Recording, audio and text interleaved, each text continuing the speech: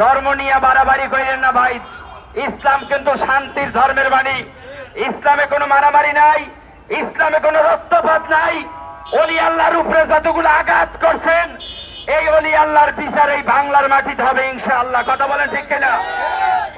জঙ্গিবাদ করে কোন রাষ্ট্র কায়েম করা যাবে? আমি সেনাবাহিনীর প্রধান ওকুজ্জামান সাহেব, দেশ যদি চালান, শিখ মতন চালান, একটা সেনাবাহিনীর লোক যদি হুমকি দেয়, আধা ঘন্টার ভিতরে দেশ ঠান্ডা হয়ে যাবে।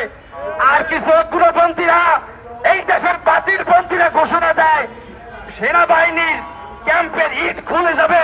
এইসব কথাবার্তা যারা সেনাবাহিনীর বিপক্ষে কথা বলছে, পাছা ফাড়াইয়া ফালাইবেন। কথা বলে ঠিক কিনা? পুলিশ বাহিনীর বিপক্ষে কথা বলা যাবে না, সেনাবাহিনীর বিপক্ষে কথা বলা যাবে না।